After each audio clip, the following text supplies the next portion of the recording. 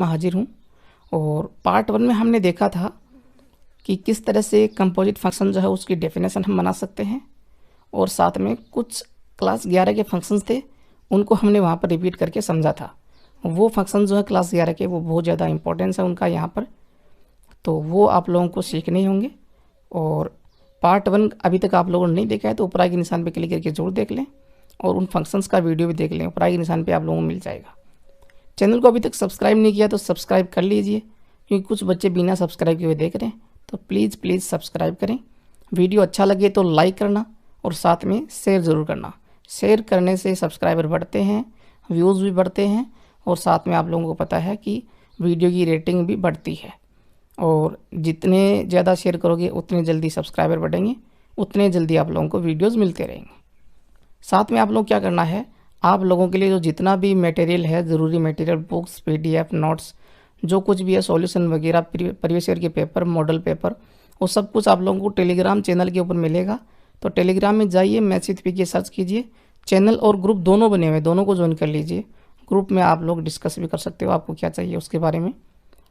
तो करते हैं स्टार्ट पार्ट 2, और यहाँ पर हम स्टार्ट करेंगे कंपोजिट फंक्शन की प्रॉपर्टीज़ को। तो देखिए, संयुक्त फलन की प्रॉपर्टीज़ में सबसे पहले बात करेंगे हम क्रम विनिमयता की, कम्यूटेटिव प्रॉपर्टी की। तो संयुक्त फलन जो वो क्रम विनिमय हो, यह आवश्यक नहीं होता है, ध्यान रखें। हमेशा यह आवश्यक नहीं होता कि वो क्रम विनिमय हो। क्रम विनिमय का मतलब है यहाँ पर GF जो FOG के इक्वल हो जाए। दोनों ही संयुक्त फलन हैं, और दोनों अगर ये इक्वल हो जाते हैं तो उस कंडीशन में ये क्रम विनिमय होगा। लेकिन ये हमेशा ऐसा नहीं होता है। इसके लिए 3 कंडीशन मैंने यहाँ पर ली है, इंडेक्स में आप लोगों को दिखाई दे रही होगी। पहली कंडीशन में देखिए, फंक्शन f है, a से b में डिफाइन है। दूसरा फंक्शन g b से c में डिफाइन है, और a यहाँ पर c के इक्वल नहीं है, a सेट जो वो c के इक्वल नहीं है। तो सबसे पहले बात करें GF की, तो GF जो है वो यहाँ पर देखिए f का कोडोमेन और g का डोमेन इक्वल है, तो GF परिभाषित होगा, और परिभाषित होगा तो a से c में होगा, तो a से c में डिफाइन है। उसके बाद में FOG की बात करें, तो FOG के लिए यहाँ पर देखिए G का कोडोमेन और F का डोमेन ये ना तो इक्वल है, ना ही C A का सबसेट है, और ये सबसेट नहीं है तो FOG डिफाइन नहीं होगा। और जब डिफाइन ही नहीं होगा, परिभाषित ही नहीं होगा, तो क्रम विनिमयता की बात ही नहीं होगी। तो यहाँ पर पहली कंडीशन में ये क्रम विनिमय नहीं होगा। उसके बाद में दूसरी कंडीशन की बात करें कि F A से B में डिफाइन है और G B से A में। B से A का मतलब यहाँ पर है कि C A के बराबर हो गया है, तो C की जगह हमने A ले लिया। अब यहाँ पर GF की बात करें तो F का कोडोमेन G का डोमेन यहाँ पर इक्वल है, तो A से A में GOF डिफाइन होगा। उसके बाद में FOG की बात करें तो G यहाँ पर लास्ट में आ रहा है तो हमने पहले लिख लिया, तो G का कोडोमेन A है, F का डोमेन A है, दोनों इक्वल हैं, तो FOG भी डिफाइन होगा, लेकिन B से B में डिफाइन होगा। अब देखिए यहाँ पर GOF तो A से A में डिफाइन था, FOG जो है वो B से B में डिफाइन है। डिफाइन दोनों ही हैं, लेकिन दोनों के डोमेन और कोडोमेन दोनों इक्वल नहीं हैं। इक्वल नहीं है उसका मतलब ये हुआ कि GOF और FOG इक्वल नहीं होंगे, क्योंकि इसका डोमेन अलग आ रहा है और FOG का अलग है, और GF का कोडोमेन अलग है और FOG का कोडोमेन अलग है, तो ये इक्वल नहीं हो सकते, क्योंकि प्रांत और सहप्रांत बराबर नहीं है। तो यहाँ पर भी क्रम विनिमय गुणधर्म का पालन नहीं होगा। तीसरी कंडीशन में देखिए, यहाँ पर जब A और B और C तीनों इक्वल हो जाते हैं, उस कंडीशन में F A से A और G A से A, सभी की जगह हमने A ले लिया क्योंकि तीनों बराबर हैं, तो GOF भी A से A में डिफाइन होगा, क्योंकि सारे यहाँ पर सेट जो वो A ही है, और FOG भी A से A में डिफाइन होगा। डिफाइन तो है, लेकिन इसका मतलब ये नहीं कि क्रम विनिमय हो जाए। इसके लिए हमने एग्जाम्पल देखा हुआ पीछे, ये देखिए एग्जाम में भी आया हुआ 2019 में, आपको पता होगा। तो यहाँ पर देखिए, ये हमने एग्जाम्पल देखा था कि F R से R था और G भी R से R था, तो यहाँ पर सारे सेट इक्वल थे। Fx बराबर sin x दिया हुआ था, Gx बराबर x स्क्वायर दिया हुआ था। तब हमने देखा था कि GOF जो वो FOG के इक्वल नहीं है, ठीक है ना, और GOF FOG दोनों यहाँ पर परिभाषित थे, क्योंकि सेम यहाँ पर सेट था सभी में, तो ये इक्वल नहीं थे। इसका मतलब क्रम विनिमय गुणधर्म का पालन हो भी सकता है और नहीं भी, और कोई कंडीशन ऐसी हो सकती है जिसमें ये पालन हो। उसके लिए हम एक एग्जाम्पल ले लेते हैं। एग्जाम्पल देखिएगा आप लोग, इसे मान लीजिए F जो है वो R से R में डिफाइन है, ठीक है जी, और G जो है वो भी R से R में डिफाइन है, सेम सेट होना चाहिए। Fx आपको दे दिया x स्क्वायर और Gx आपको दे दिया x क्यूब, ठीक है जी। अब देखिए यहाँ पर सबसे पहले हम बात करें GOF की, तो GOF देखिए यहाँ पर आर से आर में डिफाइन होगा, और यहाँ पर वैल्यू निकालें जी ऑफ की, तो जी ओ एफ एक्स लेंगे, और यहाँ पर देखिए जी अलग हो गया और एफ एक्स अलग हो गया। एफ एक्स की वैल्यू हमारे पास में एक्स स्क्वायर पुट करेंगे, तो जी एक्स स्क्वायर, और जी एक्स की वैल्यू क्या है, एक्स क्यूब। एक्स की जगह हम एक्स स्क्वायर पुट करेंगे, तो यहाँ पर भी एक्स स्क्वायर पुट करेंगे, तो एक्स स्क्वायर की पावर 3 वैल्यू आएगी एक्स की पावर 3 × 2 हो गया 6। उसके बाद में हम एफ ओ जी की बात करें, एफ ओ जी ये भी आर से आर में डिफाइन होगा, और एफ ओ जी एक्स की बात करें तो यहाँ पर वैल्यू क्या आएगी, एफ जी एक्स की वैल्यू हमारे पास में है एक्स क्यूब, तो एफ एक्स क्यूब। अब एफ एक्स में एक्स की जगह एक्स क्यूब पुट करेंगे, तो एक्स क्यूब, और यहाँ पर स्क्वायर बार है तो ये स्क्वायर हो गया, ये पावर हो गई 6। अब यहाँ पर देखिए दोनों इक्वल आ रहे हैं, जी ओ एफ एक्स और एफ ओ जी एक्स दोनों इक्वल हैं। तो ये स्पेशल कंडीशन में क्रमविनिमय गुणधर्म का पालन हो सकता है, ठीक है जी, लेकिन हमेशा नहीं, तो ये आपको याद रखना है। अब देखिए प्रॉपर्टी नंबर 2, साचरीय गुणधर्म, एसोसिएटिव प्रॉपर्टी। तो संयुक्त फलन जो है वो एसोसिएटिव होते हैं, साचरीय गुणधर्म का पालन करते हैं। साचरीय गुणधर्म का यहाँ पर मीनिंग क्या है, 3 हमारे पास में अगर फंक्शन हो एफ जी एच, तो F O G O H इससे बना जो कंपोजिट फंक्शन है वो इक्वल होना चाहिए F O G O H के। क्लियर है, यही साचरीय गुणधर्म है, और इसका पालन संयुक्त फलन करता है। इसके लिए थ्योरम है, और इस थ्योरम को आप लोग नॉर्मली ना लें, ये इम्पोर्टेंट थ्योरम है, और आगे के लिए भी, केवल चैप्टर 1 के लिए नहीं, आगे की आपकी जो स्टडी है क्लास 12 के बाद में, उसके लिए भी ये इम्पोर्टेंस है इसका, ठीक है जी, और एग्जाम में आ सकती है। तो इस थ्योरम को हम यहाँ पर करेंगे प्रूफ करते ही हम ये भी प्रूफ कर देंगे कि साचरीय गुणधर्म जो है उसका पालन संयुक्त फलन करता है। देखिए यहाँ पर 3 फलन दिए हुए हैं, ये कह रहा है कि यदि 3 फलन एफ जी एच इस प्रकार हों कि संयुक्त फलन F O G O H परिभाषित हों, तो ये हमें प्रूव करना है। तो यहाँ पर लास्ट में जो आता है वो आता है एच, तो इसको हमें सबसे पहले लेना होगा, जो लास्ट में आता है उसको सबसे पहले लेना ज़रूरी है। तो एच हम मान लेते हैं ए से बी में डिफाइन है। उसके बाद में जी जो है वो कहाँ से कहाँ डिफाइन होगा, देखिए एच का जो कोडोमेन है बी, उसको हम डोमेन लेंगे बी में, क्योंकि हमें F O G O H परिभाषित करना है। उसके बाद में लास्ट में लेंगे एफ, जो शुरुआत में आ रहा है यहाँ पर, तो वो होगा सी से डी में डिफाइन। क्लियर है जी। अब इसके बाद हमें ये देखना होगा कि F O G O H जो है कंपोजिट फंक्शन वो कौन से सेट में डिफाइन है, तो F O G O H तथा F O G O H, ये दोनों ही जो फंक्शन हैं कंपोजिट फंक्शन हैं, दोनों ही कंपोजिट फंक्शन जो हैं वो देखिए एच लास्ट में आ रहा है, इसका डोमेन ए होगा, तो ए से, और एफ सबसे पहले आ रहा है, इसका कोडोमेन डी, ए से डी में परिभाषित होंगे, डिफाइन होंगे। क्लियर है।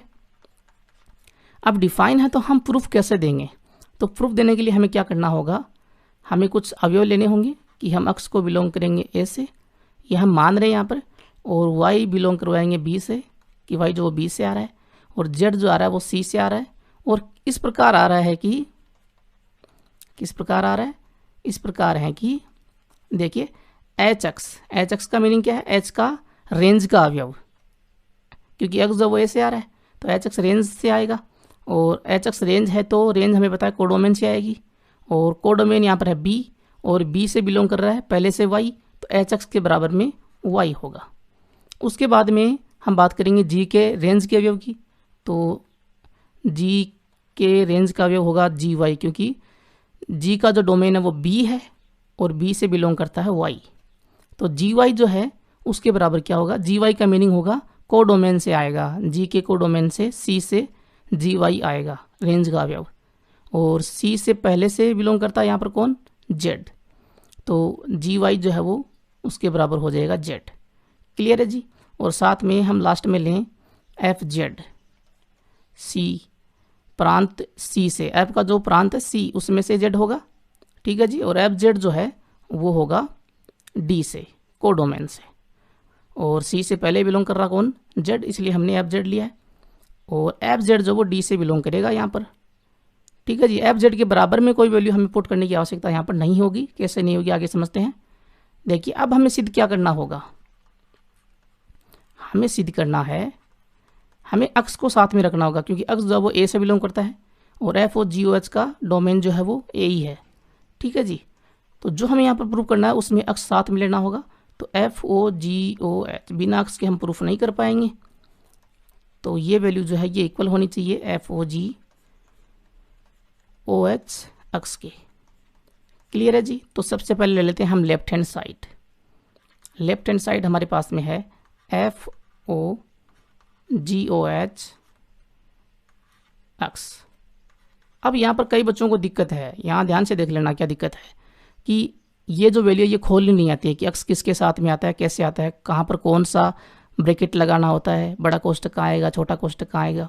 तो ये समझ लीजिए, जैसे यहाँ पर छोटा कोष्ठक अंदर आ रहा था, उसके बाद हमने बाहर लिया बड़ा कोष्ठक, तो अक्स से पहले हमें कोष्ठक तो लेना ही होगा कंपोजिट फंक्शन के लिए। ठीक है जी। अब हम बड़े कोष्ठक को हटाएगा ये अक्स से, तो हटाने का यहाँ पर सीधा सा मतलब यूँ समझ लीजिए कि ये इसके लिए एक द्वार है, इस द्वार को, इस गेट को ये तोड़ेगा। जब इस गेट को ये तोड़ेगा तो ये देखेगा कि ओ कहाँ पर है, क्योंकि कंपोजिट फंक्शन का वो डिफाइन करने वाला जो है वो ओ ही है। तो ओ कहाँ पर है, तो ये चलेगा तो एक तो ओ यहाँ पर है, एक आगे चलेगा तो ओ यहाँ पर है। अब इस ओ तक तो ये पहुँच नहीं पाएगा अक्स, क्यों, क्योंकि एक और द्वार आ गया, अंदर छोटा कोष्ठक आ गया। तो इस बड़े कोष्ठक को तोड़ते ही, इस बड़े गेट को तोड़ते ही वो सीधा इस ओ के पास में पहुँचेगा, और इस ओ के पास में पहुँचेगा तो इस ओ की जगह हमें कोष्ठक लेना होगा और ये बड़ा कोष्ठक हट जाएगा क्योंकि इसको ये तोड़ देगा। तो एफ बड़ा कोष्ठक टूट गया, एफ उसके बाद में कोष्ठक आएगा, तो ये हमने बड़ा कोष्ठक ले लिया ओ की जगह, इस ओ को हटाएगा।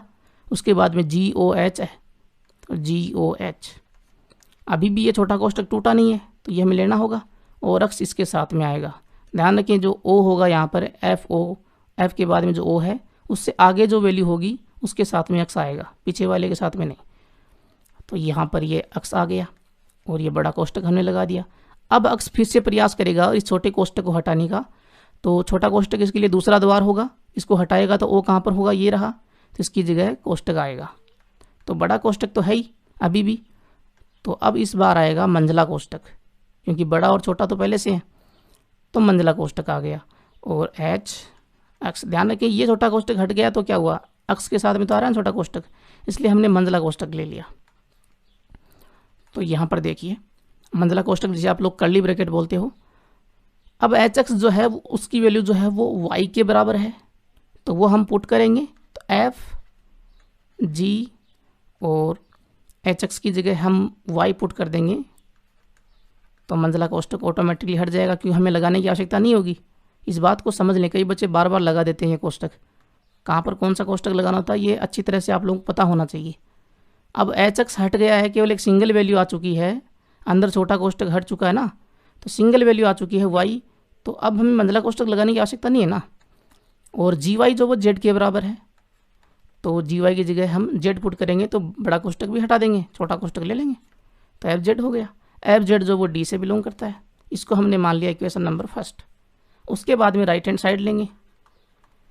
राइट हैंड साइड देखिए हमारे पास में क्या है, ये वाली F O G O H और साथ में एक्स। अब यहाँ पर ये एक्स क्या करेगा, इस बड़े कोष्ठक को हटाएगा, इस बड़े कोष्ठक को हटाएगा। उसके बाद में देखेगा सबसे पहले ओ कहाँ आ रहा है, ये रहा, तो इस ओ के लिए द्वार इसके खुले हैं, तो इस ओ को हटाएगा सबसे पहले, तो एफ ओ जी, इस ओ को हटाएगा तो बड़ा कोष्ठक लगेगा और एच के साथ में आ जाएगा अक्स, तो एच अक्स।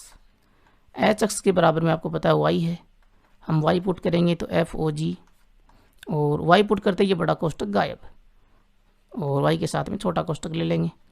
अब हम क्या करेंगे, ये वाई जो है इस छोटे कोष्ठक को हटाएगा और ओ को ढूंढेगा, ओ यहाँ पर है, बात आप लोगों को समझ में आ रही होगी। इस ओ को हटाएगा तो बड़ा कोष्ठक और जी के साथ में आएगा वाई। जी वाई की जो वैल्यू है वो जेड है, जी वाई की जगह हमने जेड पुट किया तो एफ जेड, और F Z belongs to D. ये इक्वेशन नंबर हमारे पास में हो गई 2। इक्वेशन फर्स्ट और सेकंड दोनों से जो वैल्यू है वो एफ जेड ही आ रही है, और इसका सीधा सा मीनिंग आपको पता है कि दोनों कंपोजिट फंक्शन इक्वल होंगे।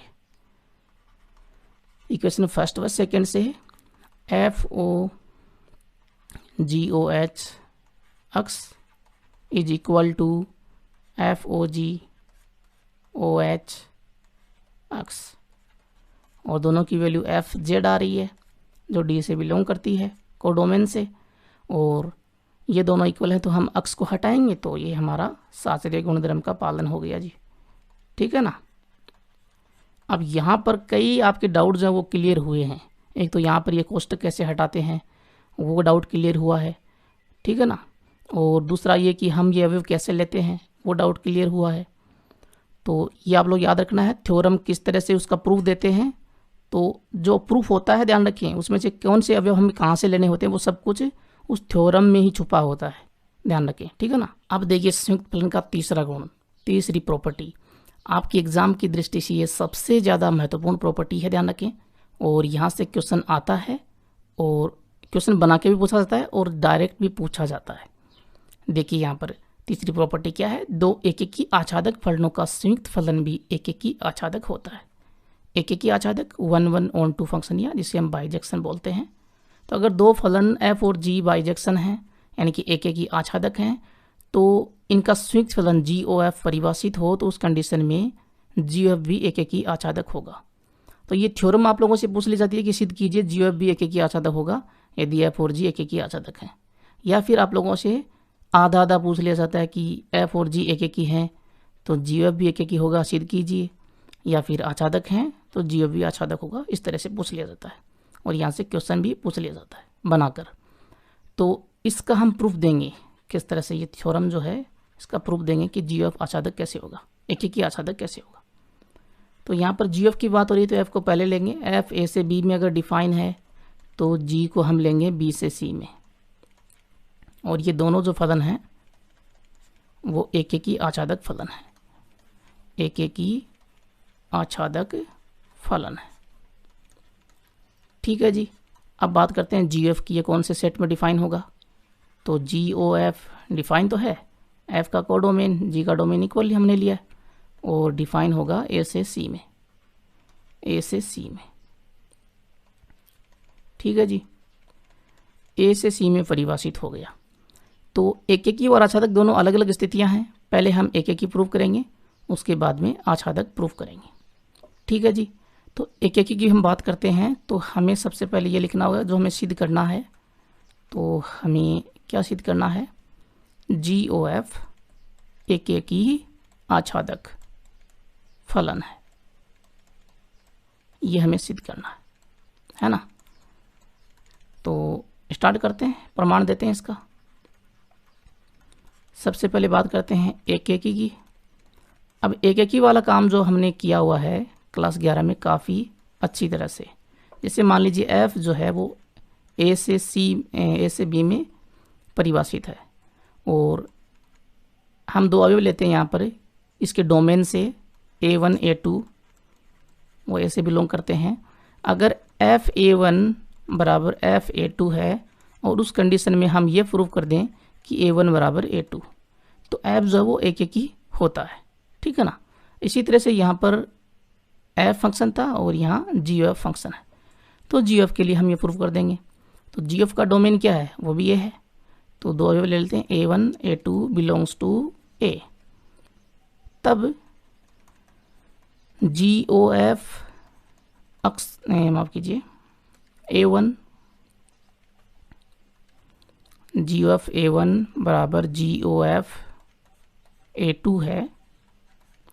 तो हम अगर ये प्रूव कर दें कि a1 बराबर a2 तो GOF ऑटोमेटिकली एकेकी हो जाएगा, 1-1 फंक्शन हो जाएगा। तो देखिए a1 जो है वो यहाँ पर इस कोष्टक को हटाएगा और o को ढूंढेगा, कोष्टक को हटाएगा o को हटाएगा तो बड़ा कोष्टक लगेगा o की जगह, और f के साथ में a1 आएगा। ये काम हमने पीछे किया हुआ है। इसी तरह से यहाँ पर g बड़ा कोष्टक और f a2, बड़ा कोष्टक को स्क्वायर ब्रैकेट बोलते हो ना आप लोग। अब देखिए हमें पता है कि g और f दोनों ही जो फंक्शन है वो एकेकी फंक्शन है ना। और यहाँ पर g की बात हो रही है, पहले हम g को हटाएंगे ना।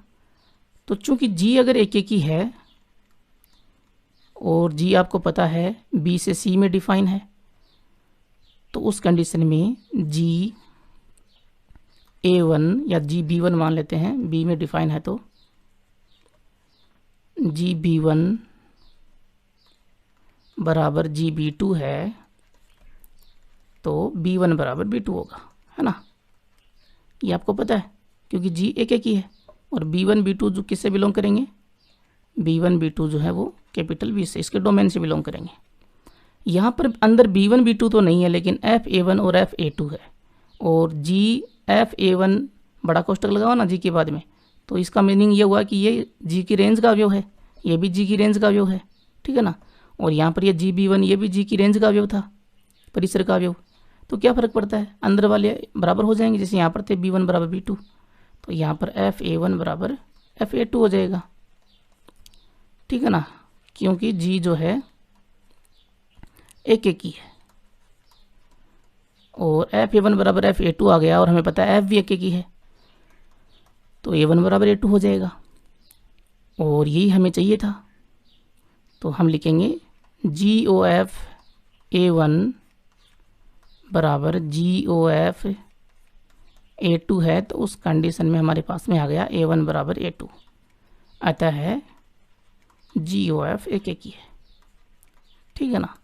ये काम काफ़ी अच्छे से हमने किया हुआ है क्लास 11 में। अब हम बात करते हैं आच्छादक की। आच्छादक हमने क्लास 11 में जब प्रूफ किया था, जैसे कोई फंक्शन है f, अगर ये आच्छादक है ना, तो हमने क्या किया था, आच्छादक का मतलब आप लोगों को पता ही है कि f a से b में डिफाइन है, ये a है ये b है, तो b में कोई भी अवयव जो वो खाली नहीं रहना चाहिए ना, कोई भी अवयव खाली नहीं रहना चाहिए। अब उसके लिए हमने एक परिभाषा बनाई थी, वो परिभाषा क्या थी वो देख लेते हैं। देखिए अगर f आच्छादक है, f आच्छादक है तो उस कंडीशन में हमने क्या कहा था कि हम सप्रांत में से एक अवयव लेते हैं कि c, यहाँ पर मान लीजिए कैपिटल B है ना, तो हम स्मॉल b लेंगे, small b belongs to capital B है तो उसके लिए एक अवयव जो है वो ज़रूर होगा a में, अगर ये आच्छादक है तो, क्योंकि यहाँ पर कोई भी अवयव खाली नहीं होगा ना, तो एक पूर्व प्रतिबिंब जरूर होगा सप्रांत के किसी भी अवयव के लिए, तो वो मान लीजिए a है ना, a बिलोंग्स टू a। और इस प्रकार होगा, किस प्रकार होगा, ये काम हमने क्लास 11 में किया हुआ है। इस प्रकार होगा कि f a बराबर b, f a आपको पता है f की रेंज का अवयव है तो ये b के बराबर होगा।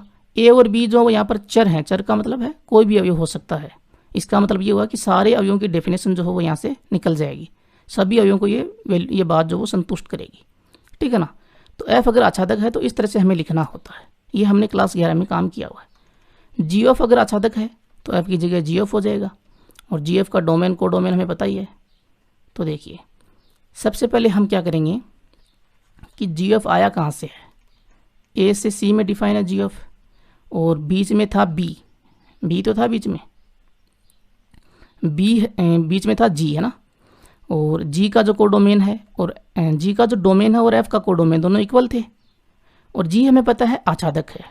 तो पहले हम इसको लेंगे, समझिएगा बात को, कि G जो था वो आच्छादक था, चूंकि G आच्छादक है ना, आच्छादक है।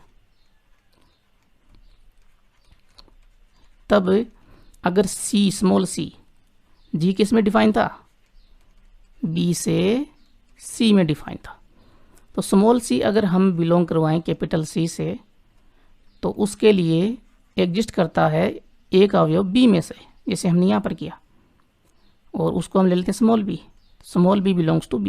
ये प्रत्येक अवयव के लिए लागू हो जाएगा कि कोडोमेन में सारे अवयव आ गए इसमें ना, उसके लिए एक अवयव होगा। तब उस कंडीशन में ये किस प्रकार होगा, इस प्रकार होगा, इस प्रकार है कि FB यहाँ पर है G, माफ कीजिए, कि GB बराबर C, यही तो होगा ना। जैसे ये G है तो GB बराबर C, यानी कि GB का जो B का रिलेशन जो वो C के साथ में है, ठीक है ना, ये रेंज को दर्शा रहा है, रेंज के अवयव को दर्शा रहा है। इसी तरह से हम बात करें कि F अगर आच्छादक है, F अगर आच्छादक है तब क्या होगा, हमें पता है कि F जो वो A से B में डिफाइन है, तो स्मॉल बी हमने ले लिया, वो बिलोंग करता है कैपिटल बी से, तो उसके लिए एक अवयव एग्जिस्ट करेगा स्मॉल ए, वो डोमेन में से करेगा, है ना, पूर्व प्रतिबिंब होगा बी का, स्मॉल बी का पूर्व प्रतिबिंब स्मॉल ए होगा। और किस प्रकार होगा, इस प्रकार है कि रिलेशन तो होगा ना कि एफ ए बराबर बी, यानी कि ए का एक प्रतिबिंब बी है जो कैपिटल बी में से आ रहा है, ठीक है ना। यही बात हमें जी ऑफ के लिए प्रूव करनी है। तो जी ऑफ के लिए यहाँ पर देखेंगे, तब हम करेंगे, देखिए जी ऑफ में सी और ए है ना, को डोमेन में सी है और डोमेन में ए है, तो यहाँ पर हम कहेंगे तब सी बिलोंग्स टू कैपिटल सी है, तो उसके लिए एक अवयव एग्जिस्ट करेगा स्मॉल ए बिलोंग्स टू ए, है ना। और अब हमें प्रूफ करना होगा, इस प्रकार है कि, किस प्रकार है कि हमें ये प्रूफ करना होगा, जैसे यहाँ पर देखिए जी आच्छादक था तो जी बी बराबर सी, और अगर हमने जी बी बराबर सी प्रूफ कर दिया तो जी आच्छादक हो जाता है ना।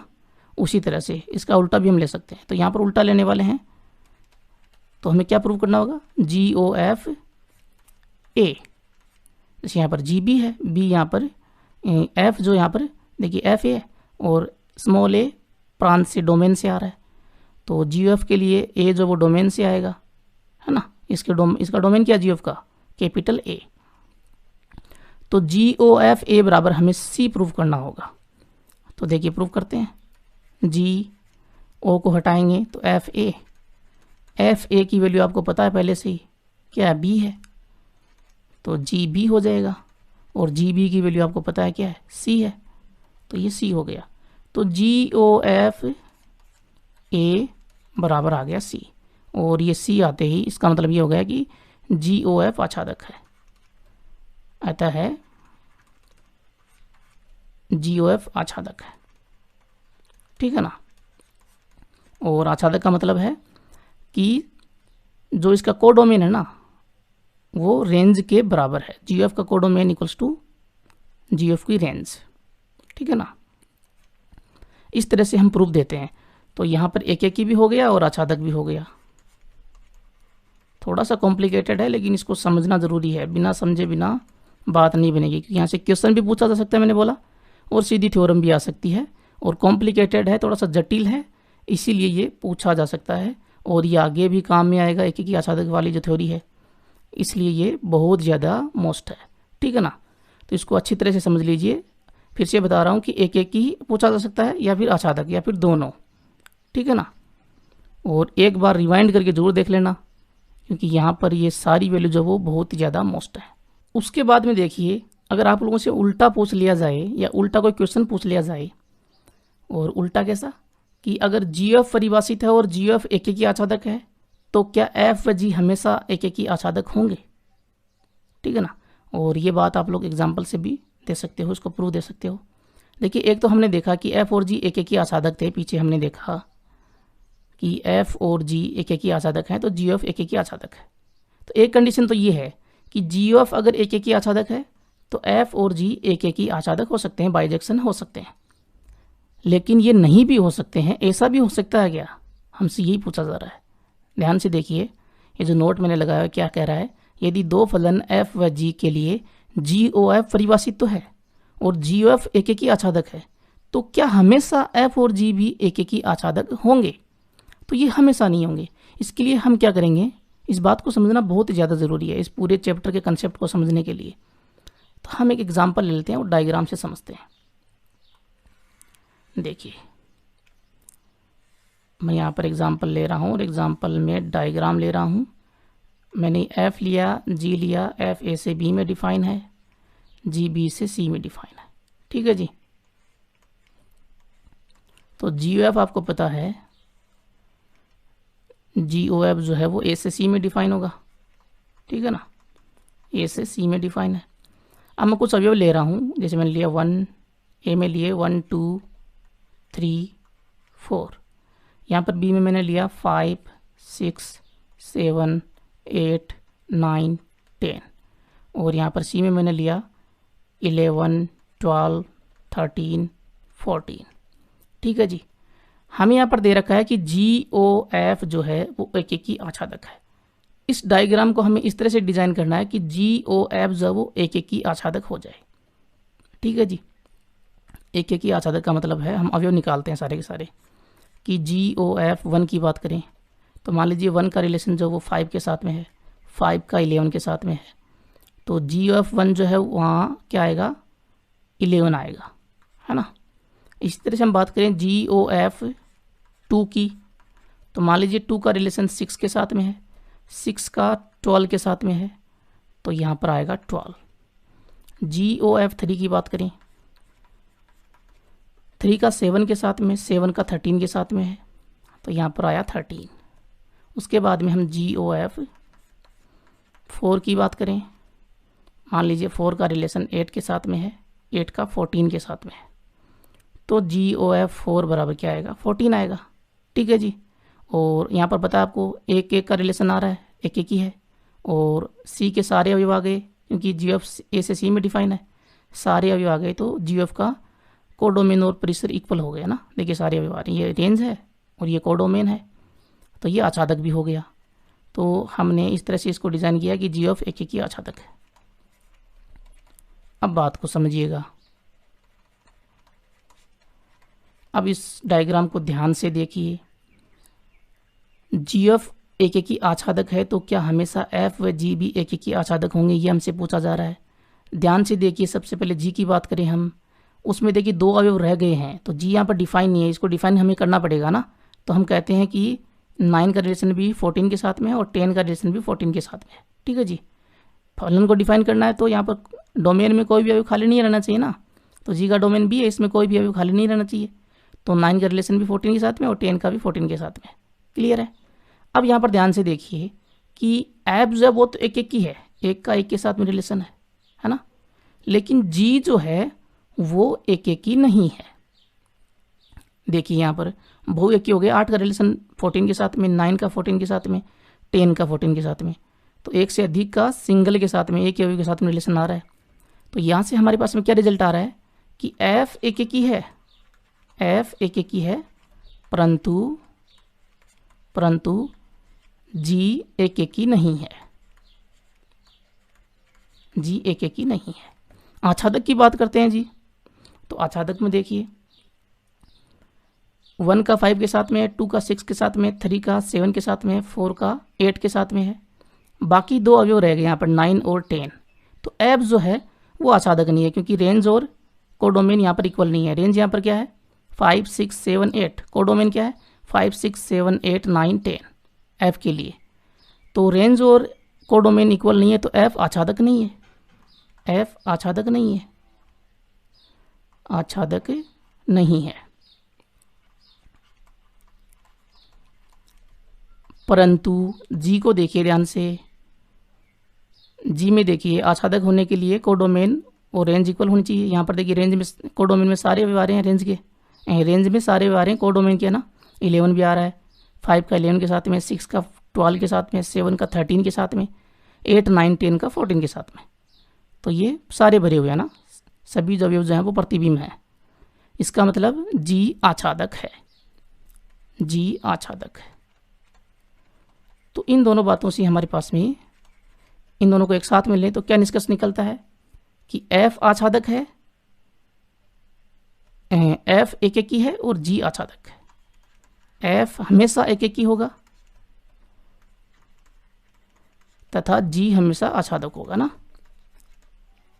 ये कंडीशन तो रहेगी है ना।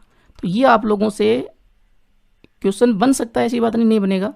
और हम जब आगे पढ़ेंगे तो सब कुछ हमें ये छोटी छोटी बातें जो वो समझनी चाहिए, सीखनी चाहिए। तो ये आप लोगों को ध्यान रखना है कि हमेशा जो है अगर GOF डिफाइन है, एक एक ही आच्छादक है, तो F जो है वो एक एक ही होगा। देखिए ये एक एक ही पहले आ रहा है तो F एक एक ही होगा, आच्छादक बाद में आ रहा है, तो यहाँ पर G जो बाद में आता है तो G जो है वो आच्छादक होगा। क्लियर है, कोई डाउट नहीं है। मैंने अच्छी तरह से आप लोगों को एग्जाम्पल लेके समझाया है, और फिर भी अगर कोई डाउट रहता है तो आप लोग कमेंट कर सकते हो। अब देखिए संयुक्त फलन की चौथी प्रॉपर्टी, चौथा गुण क्या कह रहा है, किसी फलन को, कोई फलन है F, उसको तत्समक फलन से, तत्समक फलन F के लिए F A से B में डिफाइन है तो उसके लिए 2 हो सकते हैं, IA और IB। तो तत्समक फलन से हम संयुक्त करेंगे तो वापस वही फलन हमें प्राप्त होगा, यानी कि वापस f ही आना चाहिए। तो ये यहाँ पर थ्योरम भी बन रही है और इस थ्योरम का हम देखेंगे प्रूफ, और इस प्रॉपर्टी का प्रूफ हो जाएगा। देखिए यहाँ पर f कोई फलन है, ए से बी में डिफाइन है, तो हमें प्रूफ करना होगा कि एफ ओ आई ए बराबर आई बी ओ एफ बराबर एफ। तो पहला सवाल तो आप लोगों के मन में ये आ रहा होगा कि यहाँ पर लास्ट में आई ए क्यों आया, यहाँ पर शुरुआत में आई बी क्यों आया। तो देखिए आई ए यहाँ पर एफ के बाद में आएगा और एफ ओ आई ए ये डिफाइन होगा, ध्यान रखें ये डिफाइन होगा, आई ए ओ एफ डिफाइन नहीं होगा। उसके बाद में आई बी ओ एफ डिफाइन होगा, इसलिए ये दिया हुआ है, और F O I be define नहीं होगा। पहले मैं ये क्लियर कर देता हूँ, और उससे पहले आपको पता है कि तत्समक फलन होता क्या है, तो थोड़ा सा और समझा देता हूँ कि तत्समक फलन क्या होता है। देखिए जैसे आई ए की बात करें हम, तो आई ए का मतलब होगा ए से ए में डिफाइन है तत्समक फलन। ए में मान लीजिए A1 A2 A3 तीन अवयव हैं, तो यहाँ पर भी A1 A2 A3 होंगे। तो A1 का ये A1 है, तो A1 का A1 के साथ में रिलेशन होगा, A2 का A2 के साथ में, A3 का A3 के साथ में, यानी कि स्वयं के साथ में, है ना। तो वो आइडेंटिटी फंक्शन होता है। अब यहाँ पर देखिए F O I A define क्यों है और आई बी ओ एफ डिफाइन क्यों है, उसको समझ लेते हैं। एफ ओ आई ए के लिए आई ए को हमें सबसे पहले लेना होगा, तो आई ए होगा ए से ए में डिफाइन, ठीक है ना। एफ ओ आई ए की बात कर रहे हैं हम, और एफ यहाँ पर ए से बी में डिफाइन है। तो देखिए F O I A define होगा आई ए का, आई ए लास्ट में, तो आई ए का कोडोमेन ए और एफ का डोमेन दोनों इक्वल हैं, तो ये ए से बी में डिफाइन होगा। उसके बाद में हम बात करें कि आई ए ओ एफ डिफाइन क्यों नहीं है, तो आई ए ओ एफ के लिए हमें देखना होगा, एफ लास्ट में तो एफ को पहले लिखेंगे, तो एफ ए से बी में है और आई ए से ए में है, ठीक है ना। देखिए एफ लास्ट में है तो एफ का कोडोमेन और आई ए का डोमेन दोनों इक्वल नहीं है, इक्वल नहीं है, तो ये डिफाइन नहीं है। यही कंडीशन यहाँ पर आई बी ओ एफ में बनने वाली है, ठीक है ना। तो यहाँ पर देखिए एफ ओ आई ए की बात करें तो आई ए को पहले लिखेंगे, तो आई ए जो है वो ए से ए में डिफाइन है और एफ ए से बी में डिफाइन है। तो यहाँ पर देखिए एफ ओ आई ए जो है वो आपको पता है ए से बी में डिफाइन होगा, ठीक है जी। उसके बाद में अगर हम x बिलोंग्स टू ए लें तो हमें प्रूफ करना है कि एफ ओ आई ए बराबर एफ है, यानी कि वापस वही फंक्शन आ रहा है, ये हमें प्रूफ करना है, ठीक है ना। तो एफ ओ आई ए इसके साथ में हम ले लेते हैं x, तो यहाँ पर o को हटाएंगे तो f बड़ा कोष्टक आई ए एक्स, और आई एक्स में आपको पता ही है कि वापस x ही आएगा, यानी कि जैसे यहाँ पर देखिए आई ए A1 है तो वापस A1 ही आता है ना। ये आइडेंटिटी फंक्शन की खास बात होती है कि आई ए एक्स हमने लिया तो वापस x ही आएगा, ठीक है ना। तो यहाँ पर वापस x आने वाला है, इसको इन सभी को मिटा देता हूँ मैं, आप लोगों ने समझ लिया होगा। तो ये सारी वैल्यूज़ मैं यहाँ पर मिटा रहा हूँ, और अब देखिए यहाँ पर आ गया वापस x, लेकिन साथ में f है तो एफ एक्स, ठीक है जी। तो एफ ओ आई एक्स के बराबर में एफ एक्स आ गया है, वापस वही फंक्शन आ गया ना f, और x को हम हटाएं यहाँ पर, x तो चर के रूप में सारे जितने भी एलिमेंट हैं उन सभी के लिए हमने लिया था, तो एफ ओ आई ए बराबर वापस f आ गया, ठीक है ना। ये इक्वेशन नंबर फर्स्ट मान लेते हैं। अब आई बी की बात करते हैं, तो आई बी ओ एफ हमें यहाँ पर परिभाषित करना है, तो f को पहले लिखेंगे, तो f ए से b में डिफाइन है और आई बी से बी में डिफाइन है। तो आई बी ओ एफ जो वो कहाँ डिफाइन होगा, यहाँ पर बी ये दोनों सेम है, तो ए से बी में डिफाइन होगा, ए से बी में, और दोनों सेम में डिफाइन होने चाहिए। यहाँ पर भी देखिए एफ वाई ए से बी में था ना, सेम डिफाइन होंगे तभी तो इक्वल आएंगे ना। अब वापस हम वही काम करेंगे, यहाँ पर देखिए एफ लास्ट में आ रहा है, तो हम x बिलोंग्स टू ए तो हमें लेना ही है, और y बिलोंग्स टू बी भी हम लेंगे। क्यों लेंगे उसको समझते हैं। देखिए आई बी ओ एफ और यहाँ पर x, क्योंकि a जो वो डोमेन है, x a से आ रहा है तो x को लेंगे, y को नहीं लेंगे यहाँ पर, ठीक है ना। अब देखिए साथ में आपको पता है कि y बिलोंग्स टू b है, तो एफ x बराबर क्या होगा, एफ एक्स बराबर y होगा। एफ एक्स का मतलब है f का रेंज का अवयव, और रेंज का अवयव b से आएगा, और b से कौन बिलोंग करता है, y बिलोंग करता है, ठीक है ना। ये भी आप लोगों को ध्यान में रखना है।